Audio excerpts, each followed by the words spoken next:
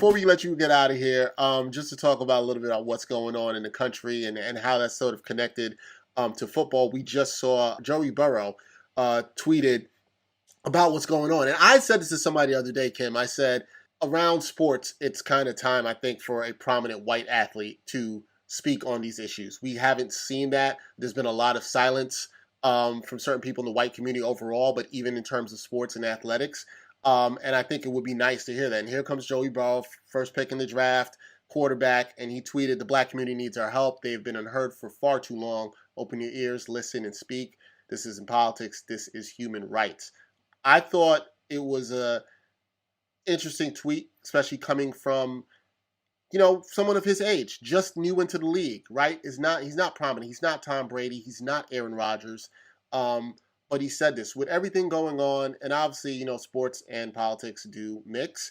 What were your thoughts on his tweet and just maybe the impact throughout the league of his tweet?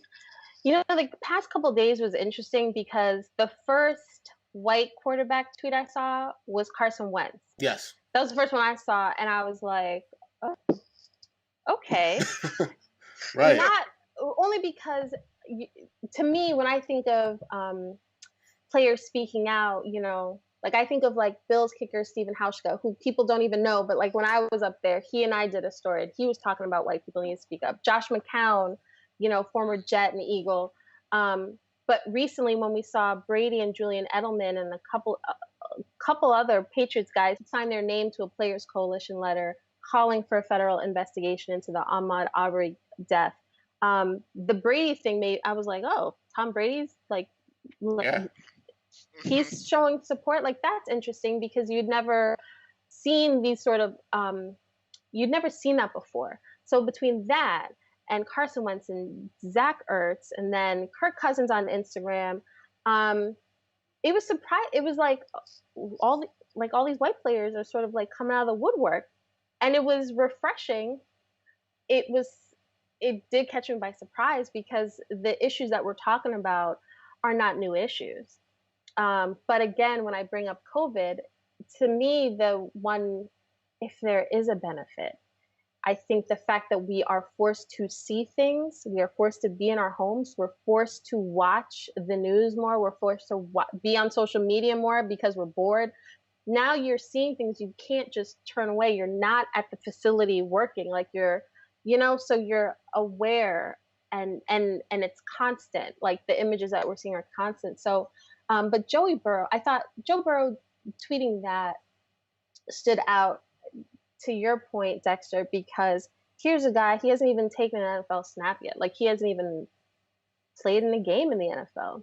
Yeah. And he, in that moment, was not we talked to so many players who were like, oh, I have lots to say, but, can't really mess up my money right now. I can't get caught out there. And I don't want to upset this person or that person. I've had lots of players say that to me. And you worry about status. So you have the number one pick in the draft before he's even really gotten to Cincinnati and before he's really been able to ingratiate himself into the community and the city and play a game. He's using his voice and speaking for the Black community, or speaking in solidarity with the Black community, I should say. That's surprising because a lot of people will say, I don't know if you really want to upset people right now. I don't know if you want to be putting your voice out there, especially being so young. You don't want to mess up anything. But one thing, I think some players may feel like it's now a safer space. I don't know. Because once you see a Tom Brady add his name to a letter. Now, Tom Brady isn't vocal like Malcolm Jenkins or Anquan Bolden, right? But just seeing his name, I think, is a game changer in a sense. And it may allow other white players to feel like, okay, I don't know the right word to say, which is what Carson and Zach Ertz were saying. I don't know what the perfect thing to say is, but I'm not even going to try to find the perfect words. Just know that this hurts me and this can't happen in this country, So hopefully we'll see more players just using their voices for positive change. And Bro, it'll be interesting. It would be interesting if we had media access. And so Bengals Yes. writers are talking to him in the locker room on Monday, like, so that's, but it's different. Now players, there aren't media microphones in their faces.